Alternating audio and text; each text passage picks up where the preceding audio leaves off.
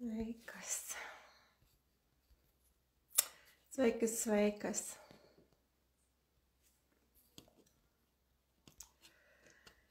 Iegurnis.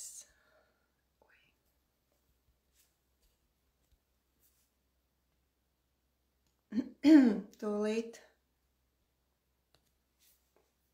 pievērsīšos. Tā. Nācās man izlikt pogu. Nācās izlikt pogu no viņas kroņa vietas, lai es te varētu forši apsēsties un novadīt šo laivu. Nu tā, ko tad šodien runāsim? Man nav sagatavota tāda precīza programma. Vienkārši par ķermeņa harmonizāciju es runāšu pamazām daudz dažādos aspektos, ko mēs varam darīt, ar ko es varu palīdzēt, ar ko es nevaru palīdzēt, kā tas strādā, kā tas nestrādā, kam tas nestrādā. Skatos, ka esmu aizkrāsojusies garām. Tā. Un vispārā tēma ķermenis, tas ir kaut kas man tik ļoti aizraujošs un kaut kas tāds, par ko man katru dienu atklājas arvien jaunas, interesantas tādas zināšanas, informācija, tāpēc, ka ikdienā strādājot ar cilvēkiem, tu arvien vairāk un vairāk uzzini. Un es esmu ieplānojusi tuvākajās nedēļās tieši pievērsties ķermeņa un emociju saistībai. Iedošu jums tādu, ja to var nosaukt par testu, kā saprast sava ķermeņa tādu izpratni, sajušanu, tas, kas daudziem cilvēkiem ļoti pietrūks, ko tas nozīmē. Piemēram, visi zina, kad ir tāds kaut kas vienkāršākais. Piemēram, tad, kad ir stress, cilvēks saka, oi, jā, man pleci tur velkās, man tur tagad stresiņš darbā vai mājās vai kaut kas par to tēmu. Kā visi, šis ir vismaz tā, teiksim tā, šī ir atzīta lieta, ka stress rada spriedzi šeit. Kāda veida stress, kā tas izpaužas, kā tas notiek, reti kurš vispār iedziļinās un saprot. Un brīdī, kad mums ir jebkādas emocijas, mēs miedarbojamies ar savu ķermeni. Kāpēc saku ar savu? Tāpēc, ka esmu es, ir mans prāts, tad ir manas emocijas, jūtas, kaut kādi emocionālie stāvokļi un mans ķermenis. Un aizgāja uz citu vietu. Un tagad tās lietas nav kopā, kad šī saikne ir vāja piemēram, starp prātu un starp ķermeni, tad ķermenis vienmēr seko. Ķermenis nav primārais, viņš seko tam, kā es vadu savu dzīvi. Un es tūlīt ķeršos arī pie iegurņa. Un cilvēks, kurš dzīvo, tā kā var teikt, atsevišķi no sava ķermeņa, viņam palīdzēt ķermeniski ir grūti. Un par to, es domāju, nākamajās reizēs arī stāstīt, jo šie cilvēki arī ir dažādi, ir tādi, kuri ir tur, tā kā tās izpausmes, kā tas izpaužās un tās problēmas un sāpes, kas viņam ir, tur ir tā kā nianses. Nav tā, ka visiem tas izpaužās vienādi. Bet kas attiecas uz iegurni? Kāpēc ķermeņa harmonizācijā mēs sākam ar iegurni? Tāpēc, ka, ja mēs skatāmies uz ķermeni kā uz veselumu, tad ir tas mūsu centrs. Un tas, kā tas centrs ir sagriezies, arī sagriezīs mūsu ķermeni. Un kāpēc vienmēr pēc astes kaula izlabošanas korekcijas vienmēr ir šīs izmaiņas vizuāli, viņas citreiz ir knapi manāmas, tikai cilvēkam, kurš ikdienā to strādā, Viņas citreiz ir ļoti stipri manāmas, bet viņas ir sajūtamas. Atkarībā no tā, cik cilvēks labi, teiksim, jūtās un kāda ir bijusi tas sākotnējais stāvoklis. Un tad, kad mēs esam veikuši šo te iegurņa, jeb astes kaula korekciju, kas atgriež iegurni, tajā simetrijā, tad mēs varam doties tālāk. Un tālāk mēs tad dodamies uz mugurkaulu pašu augšiņu, šeit uz kakla, pirmo skriemeli, un tad uz visu to, kas ir pa vidu. Un, ja savā praksē, kas pagaidām nav ļoti, ļoti liela, un savu, teiksim, kolēģu grupiņā un no savas skolotājas, kas ar to nodarbojas jau laikam 2 gadu desmitus, es saprotu, ka, teiksim, šīs te pirmais kakla skriemelis mēdz būt tā, ka viņš, tā kā ir dažiem cilvēkiem, kuriem dažādi apstākļu un gan dzīves apstākļu, gan to speciālistu dēļ, kas ir piedalījušies viņu dzīvē, viņš ir kārtībā, viņš tātad nav šis te variants, viņš ir vietā, tad cerība, ka astes kauls būs vietā, ir ļoti, ļoti niecīga. Manā praksē nav pagaidām bijis neviens cilvēks, kuram tas būtu vietā. Kāpēc? Tas, kāpēc, ir saistīts ar to mūsu dzīvesveidu, jo vienu milzīgu dzīves daļu mēs pavadām sēžot. Šobrīd es arī sēžu. Bet tā sēdēšana ir ļoti dažāda. Tas, ko es vienmēr skatos, kad cilvēks atnāk uz konsultāciju, ir kā viņš sēž. Un man reāli tracina, kad cilvēks atnāk, noliek to savu ķermeni un saka, tagad viņš ir ļoti taisns, šitā te tagad ir baigi labi. Tā ir, protams, cita lieta, kā tad cilvēks saprot to savu ķermeni, bet tā ķermenim būtu jāsēž tā, kā viņam ir ērti. Un tad, skatoties no apkārtējo cilvēku skatu punkta, jautājums ir, kāpēc tas, kā cilvēks sēž ērti un viņš jūtās labi, kādam šķiet nepieņemami, jo viņš saka, es šajā jūtos labi.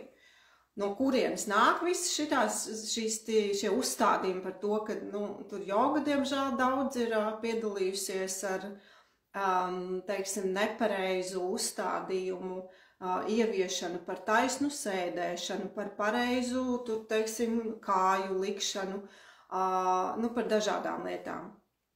Bet mēs sēžam uz krēsla, kas ir, tā kā 90 grādu leņķī, kad mēs sēžam.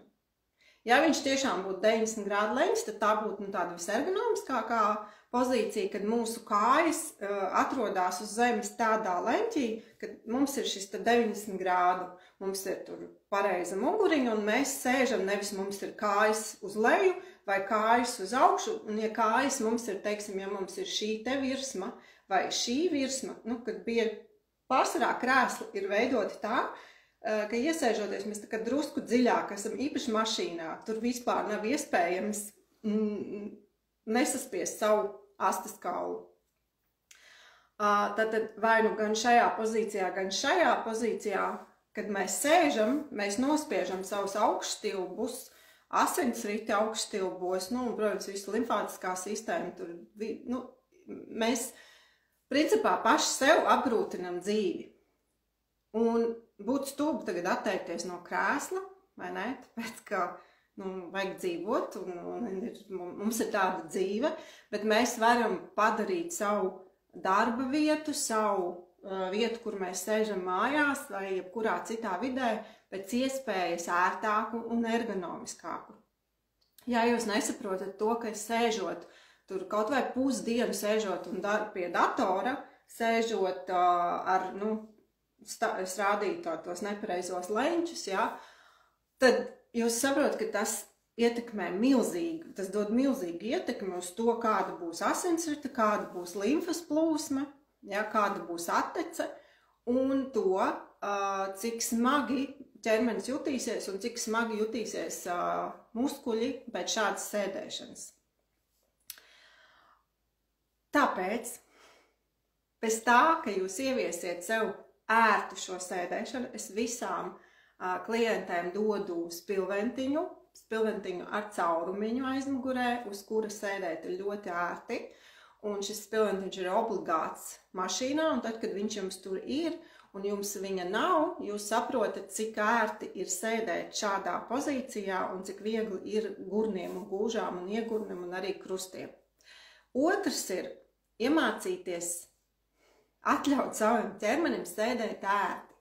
Un ērti ir tā, kā bērni bieži sēž un vecāki saka, sēdi taisni. Tas ir visas pozas, kur jūs mainat šīs pozas un kur jūs sēžat ar kaut kādām paceltām kājām no grīdas, kur nav šis te leņķis, tāpēc, ka sēdēt 8 stundas uz krēsla ir anomālija priekš ķermeņa.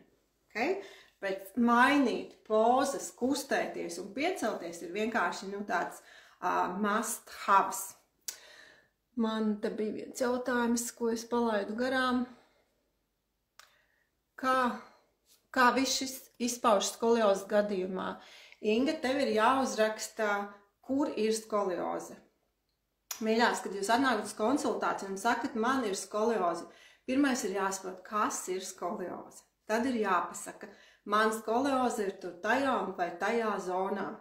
Ja? Vai man kāds kaut ko teica, ka man ir skolioze. Tas pirmkārt neko nedod. Es nezinu, par kuras zonas skoliozi šobrīd, Inga, tu runā.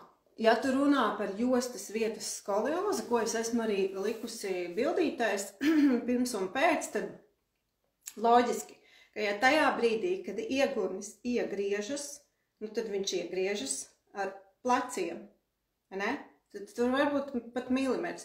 Un tad, ja mēs noliktu šo cilvēku simetriski, tad mēs redzētu, ka jostas vietā izveidojas tur lielāka vai mazāka skolioze. Inga, nav S-formas. Kas ir S-formas mugurkauls? Skolioze ir principā vairāk vai mazāk. Ja tu domā, ka tas ir pa visu mugurkaulu S, kad ir skolioze krūšu rajonā un skolioze jostas vietā vai skolioze krūšu rajonā un zem lāpstiņām, ja, tur ir dažādi varianti. Bet pirmais, kas ir jāizdara, ir jānovieto iegurnis taisni, lai šī te skolioze vairs nebūtu, un tātad, lai iegurnis jau būtu tā. Tātad mēs vispirms uztaisam centra harmonizāciju, ja, tas ir tas mūsu centrs. Normā pēc tā, kad mēs veicam šo te centra iegurņa harmonizāciju, pāriet sāpes. Es nerunāju par saslimšanām, jā, kas ir, man atkal stirniņas ir aiz loga, zvēra dārs. Es nerunāju par saslimšanām, kas ir, kaut kādas jau, kur ir, kā pareizi pateikt to terminu,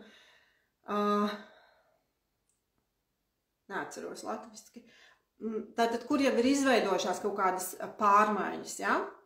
Kas ir, piemēram, ginekoloģiskās saslimšanas, iekaisumi, atrofija, ja bišēmija, piemēram, gurna artroze, ja? Kad mums tieši otrādi viens ir iekaisums, tā tad ir, kad mums ir kaut kas tur aug, attīstās, ir patogēna vide. Savukārt išēmija ir tad, kad mums ir tieši otrādi atrofējās audi sarūk. Piemēram, gurna artrozes gadījumā, kad cilvēks stāv, mēs bildē ļoti labi varam redzēt to, ka viņš balstās uz vienas kājas, savukārt otra kāja ir, vispār tā kā netiek izmantot. Viņi tiek, protams, izmantot, bet tur, ja mēs, piemēram, iztēlojamies, ka tas ir dupsis, ja, tad artrozes gadījumā mums tur tas dupsis ir šāds. Tāpēc, ka tā puse ir ļoti maz iesaistītā cilvēka pārvietošanā. Ja, ka viņš pārvietojās, kad viņš iet, tad šīs sāns, ja, viņš ir, pirmkārt cilvēkam ir sagriezies iegurnis, un tur tajā konkrētā gadījumā tur vēl bija tieši ar pēdiņām. Problēma, cik ļoti pēdas saķere ir ar zemi. Tā ir atsevišķa tēma. Es gribu tā līdz apnikumam, tāpēc, ka pat tie cilvēkam liekas, ka viņš visu saprot, viņš nesaprot, tāpēc, ka tas notiek ļoti lēnām. Un, ja es tagad visu pasaku, pat cilvēks aizejot no konsultācijas, kur mēs esam runājuši tikai par vienu astīti, viņš tāpat neatcerās un nesaprot visu, un mums pēc tam man ir jāatkārto vairākas reizes, kad tiek uzdot jautājumu, saka tā, paskaties pierakstos, vai paskaties e-pastā, vai tu šo izdarīji. Un, piemēram, par pēdiņām, ja, kāpēc visiem cilvēkiem nedara baskāja apavi, kas priekš manis arī bija šoks, jo, ja jūs man sekojat jau kādu laiku, tad jūs atceraties, ka kādu laiku atpakaļ es topīju par baskāja apaviem, es joprojām topīju par viņiem, bet konkrētiem cilvēkiem, konkrētām pēdām, konkrētos apstākļos vai ar konkrētām zolītēm šajos baskāja apavos. Tā, paceļamais galds ir izglābis manu darba dienu un vispār ikdienas pašsajūtu. Super. Jā, nu vajag radīt sev ērtu vidu, bet tagad bišķiņ pievēršamies ļoti labu tēmu, es tieši domāju, kuras vēl varētu ar to iegūru aiziet, kurā virzienā. Iedomājamies, cilvēks ir izdomājis, ok, sēdēt ir slikti, vai tur ir kaitīgi, ilgi sēdēt, vai stāvēšu. Es negribu nevienā bērnāt, bet stāvēt ir tikpat kaitīgi. Loģiski, tā ir milzīga slodze. Vispār, ja mēs tā paskatāmies, cilvēks it kā ir tāds bišķi dīvains radījums, vienīgais, ko es tā varu iedomāties, kurš ir nolikts uz diviem mietiņiem. Vat jūs uztaisat plastelīnu lelīti, noliekat uz diviem stabiņiem tādu garu un paskatieties, kā tā lelīte stāvēs. Es domāju, nestāvēs. Jā, protams, mums tur ir visādi iekšēji mehānismi, kas mums palīdz to izdarīt, bet cilvēkam ir vajadzīga daudzveidība, kustības, dabīgas kustības, es nerunāju par trenižieru zāli, ja, bet dabīgas kustības, un ir vajadzīgs dara gan tā, bet lai būtu šī daudzveidība. Stāvēt ir grūti, stāvēt nav labi. Ja, ja cilvēks izvēlās, piemēram, tur stāvēt vairākas stundas un aizvietot to ar sēdēšanu, tas tāpat būs milzīga slodze, nepareizā apasiņošana un smags ķermenis. Tātad es topīju par vieglu ķermeni, par to, kā dzīvot vieglāk, kā justies vieglāk un, kā sakonektēties ar savu ķermeni tā, lai es sajūtu, kur man kaut kas traucē un varu to izlabot. Tātad, izlabojot iegurni, tas, ko cilvēks sajūt, viņš sajūt vieglumu.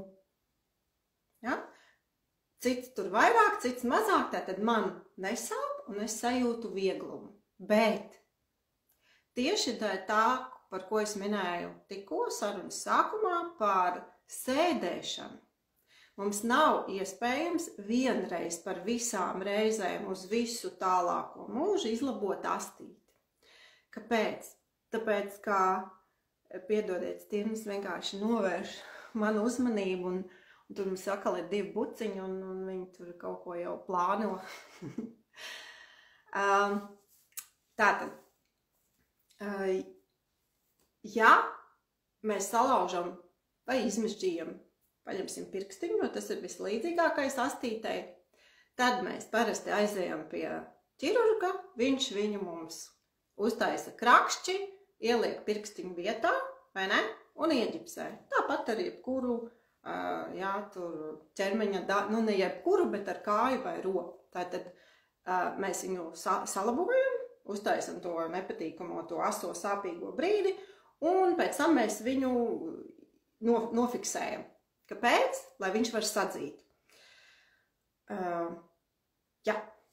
Lūk, arī, piemēram, implantu liekot zobā, kaulā, tad implants tiek ielikts, Un tad viņam ir jāsadzīst, ja, kaulam ir tur, tam visiem audiem viņš ir jāpieņem un jāsadzīst, un kādu laiku tā ir tur jāuzmana viņš. Un tad tas pirkstiņš tur dzīst aptuveni 5 nedēļas, un tad mēs nēsājam viņu iefiksētu. Nabaga to astīti mēs nekādu nevaram ieģipsēt, mēs viņu nevaram nofiksēt, mēs neko nevaram ar viņu izdarīt, jo mēs uz viņas sēžam. Un tad vēl visādi cilvēki izdomā uz viņas ne tikai sēdēt, bet taisīt presītes, šūpināties, un tad tā nabaga astīte, nav šanses, ka viņa sadzīs. Ja jūsu fitnesa treneri un jūs paši, piemēram, joprojām izmantojat šos, es saukšu kā vārdā, stūbos vingrojumus, kur jūs traumējat un nospiežat savu astīti, tad ir vērts padomāt par kaut ko daudz ekoloģiskāku priekš ķermeņa. Ja? Jo principā, ja astīte ir, tā kā viss ar viņu ir ok, viņa pilda tādu, kā atspērītas funkciju. Un tad tur kaut kāds joks, kurš savu dzīvi pavada kaut kādā Indijas ciemā ar šādu te pozu, viņš mierīgi var uz viņu šūpoties, tāpēc, ka tad viņa ir atspērīga. Bet tad parastais cilvēks, kurš izliekās par jogu, 2 reizes nedēļā ejot uz jogu vai tur vienalga mācot vai vienalga ko, viņš nevar to darīt, tāpēc, ka viņš to savu astīti ir atdauzījis un pēc tam atsēdējis. Atdauzīšana parasti notiek bērnībā, 90% gadījumu, kad cilvēki atnāk, viņi arī atcerās, ka ir bijis kaut kāds tāds smags kritiens. Pārējie, es teiksim, pati arī tā skatoties atpakaļ, man nebija nekāda tāda smaga trauma, bet pēc tam es atceros, tad es nokritu no šūpolēm, tad es nokritu no velosipēda, mēs visi nokrītam kaut kādā brīdī. Bērns vispār, kad sāk staigāt, viņš krīt. Tas ir normāls process. Bet ja mums būtu dabīgais process pēc tam, ka mēs kustamies un nesēžam uz tiem nabaga krēsliem visu dienu, un tur vēl no 7 gadiem, kur no 7 bērndārzā jau sēdi pareizi, ja, kā jāsēž pareizi, kas bērnam vispār nav dabīgi sēdēt uz krēsla un vēl sēdēt pareizi pēc pieaugušo domām. Ja. Un ja mēs ietu uz poda pa nopietnajām darīšanām tā, kā dabīgi tas dabā notiek, kad mums poda nav, piemēram, mežā, tad šī te astīte varētu pati salaboties un sadzīt. Gan jau, pirmkārt, pilns internets ir par to, kā iet uz poda dabīgi, kā iemācīt saviem bērniem iet uz poda tā, lai viņiem nebūtu dzīvē problēmas ar astīti. Bet, noteikti es par to stāstīšu, es tagad sākšu to tā paša stākumiņa, un tad mēs to visu apaudzēsim. Ja? Bet, normāli ir iet uz poda tā kā iet mežā. Iemāciet saviem bērniem, iemācieties paši, un jūsu dzīve mainīsies. Tas, ko domā kāds par pieklājību, ētikas normām, vispār loģiski, neatceļās, ja, viss, ka es pēc sevis tur neatstāju pēdu nospiedumus, bet pēc loģikas, tā ir vienīgā loģika, kā šo nabaga astīti, tad, kad viņa ir traumēta, nosēdēta, nospiesta vai kontuzēta, salabot, ja? Un sēdēt uz spilventiņa. Tad bērnam labāk, ja ļaut sēdēt sakumpušam.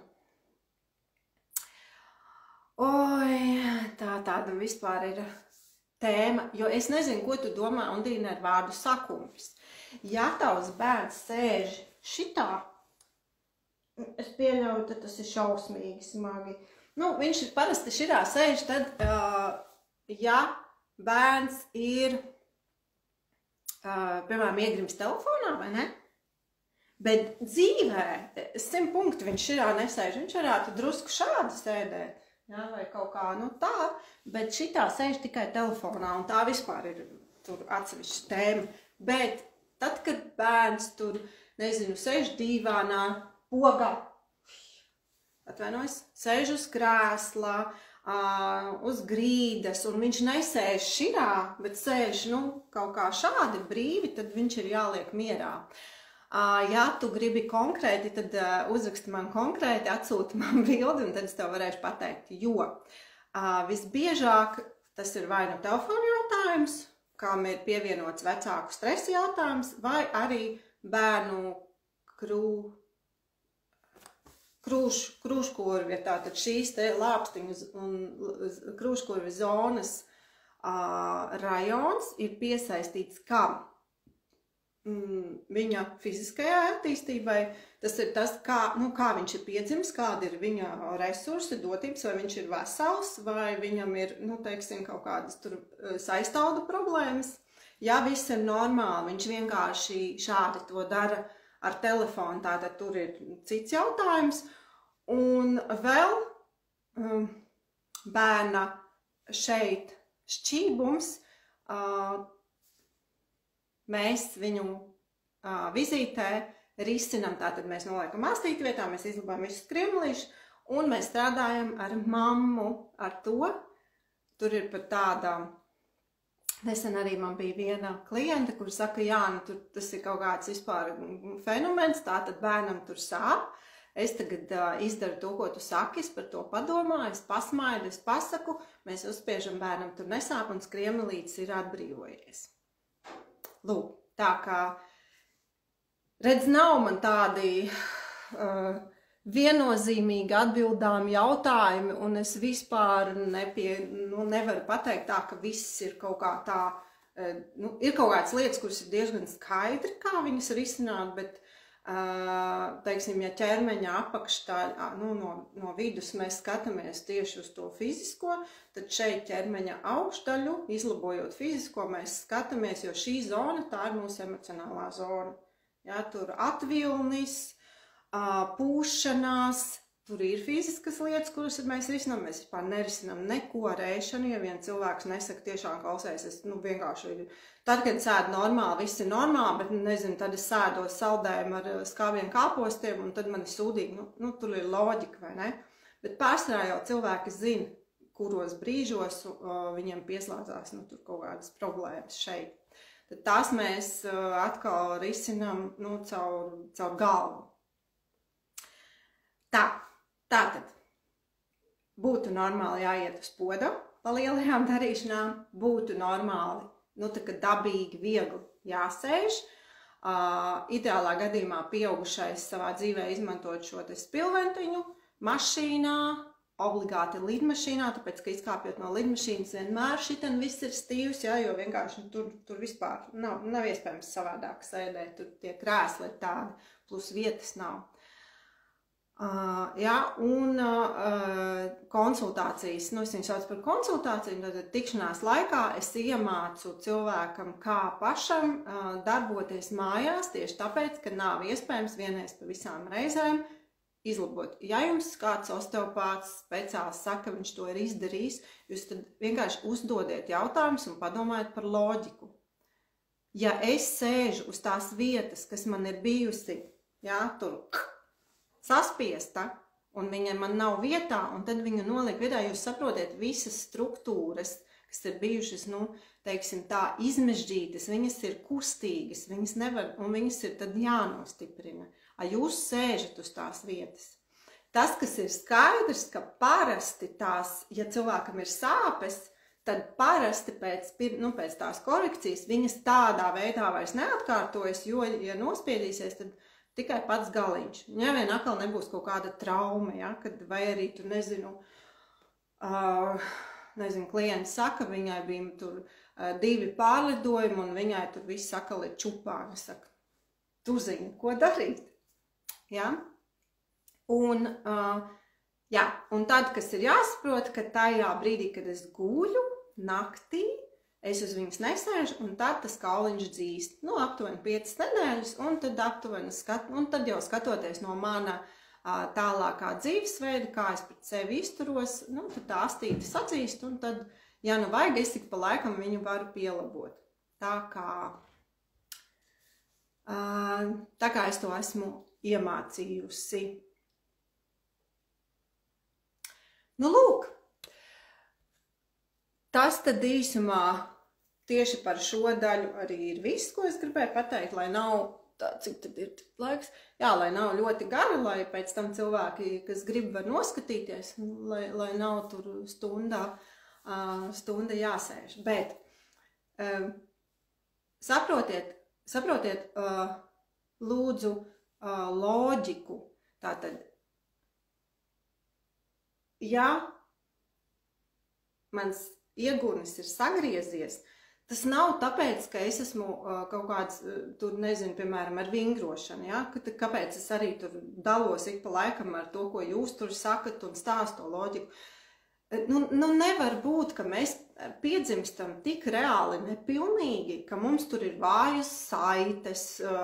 Jā, ir arī tās lietas, bet ja mēs runājam, ka mēs, visi mēs esam šķībi, tas ir normāli. Nifigā tas nav normāli, ka mēs visi esam šķībi.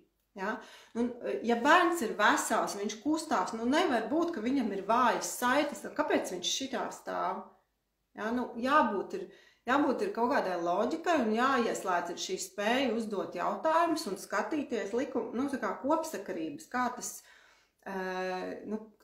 tas notiek. Ja? Un tāpēc mēs sākot ar šo iegurņu korekciju, mēs dabūjam to pirmo, tad cilvēks saprot, viņš mājās ievēro,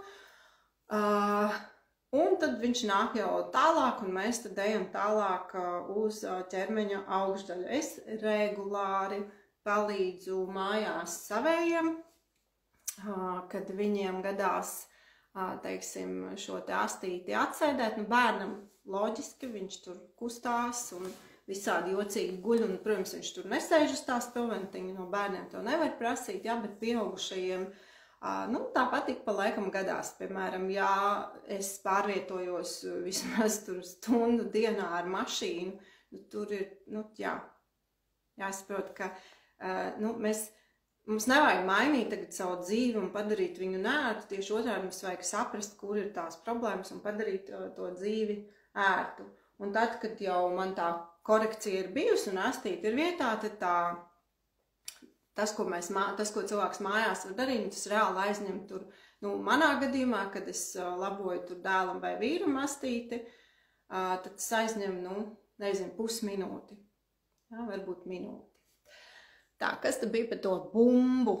Atceros, viena pazīstamā ceļoja ar vingrošanas bumbu, kurā līdz pusē izpūst gaisu, lai sēdētu uz tās. Es arī esmu izmēģinājusi visādus senāk, tos aksesuārus, uz kā sēdēt. Es teiktu tā, ka jebkas ir labāks par sēdēšanu, piemēram, lidmašīnas krēslā. Es pat esmu, tur kaut kādu šallīti stutējusi tā, lai man tur izveidojās, kaut kāds caurums.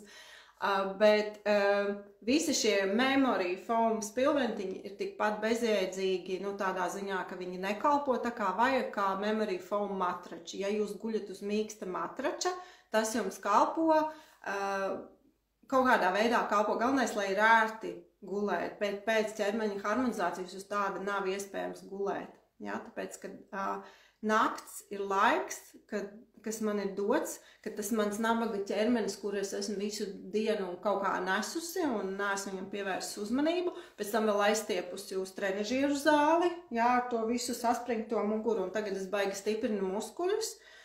Tad nakts ir tas laiks, kad beidzot tas ķermenis var atlaisties, viņš var atpūsties, un viņam vajadzētu, jūs zinat, ka jūs aiziet gulēt īsāk un pamostaties garāk pēc miega. Tāpēc, ka tas ir tas laiks ne tikai, kad mēs neesam vertikāli, bet kad mums visas kriemelīši var atbrīvoties.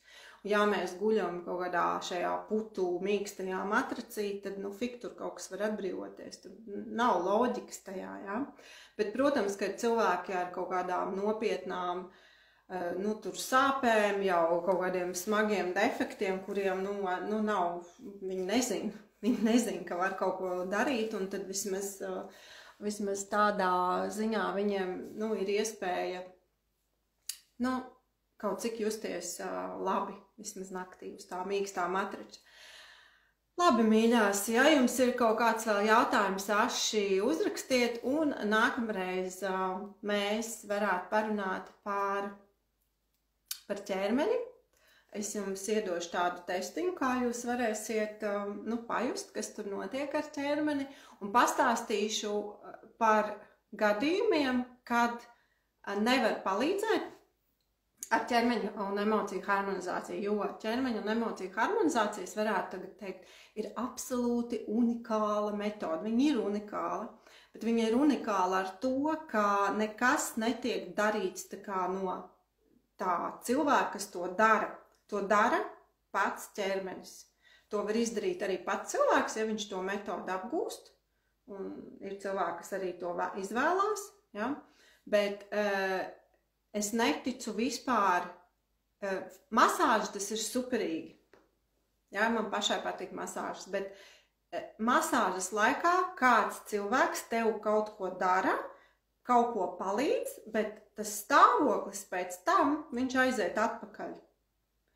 Un loģika, ja kaut kāds tāds, nu tā harmonija vai tā loģika ķermenī un emocijās ir tad, kad protams, ar kāda cilvēka palīdzību, bet kad tas ķermenis pats aiziet uz to, ka viņš pats, sakārtojās. Ja, tātad tas, kas notiek pašā ķermenī, ar pašu ķermeni, nevis pateicoties kāda, teiksim tā, fiziskajai, nenotiek tāda fiziska iejaukšanās. Un otrs, kas ir jāsaprot, ja cilvēks ir vardarbīgs pret savu ķermeni, un kas ir vardarbīgs? Vardarbīgs ir nodzīšana, fiziska, vardarbība ir emocionāla sevis nodzīšana, vardarbība ir viss, kas ir pret ķermeni, kas ir agresīvs, kas ir tāds, kas rada traumu, un tāds, kurā es nedzirdu to, kā mans ķermenis uz to reaģē. Piemēram, es tagad pasaku, es taisīšu detoksu, un tad kaifoju no tā, ka man tur ir, kaut kādas tur galvas sāpes, migrēnas sākās, notiek detoks. Cilvēkiem ir reāli jāatjauno savas zināšanas par savu ķermeni, jāatjauno zināšanas par to, kas notiek šajā te badošanās procesā, un nedod Dievs savu kaut kādu šķidrumu, neļu dzeršanā, ja? Un ka tā ir reāli vardarbība pret savu ķermeni. Ja ķermenim būtu dot iespēju, viņš nekad neizvēlētos šādu vardarbību. Bet ķermenis vienmēr sako man, tāpēc, ka es esmu noteicējis, ja, bet tas ir mans templis.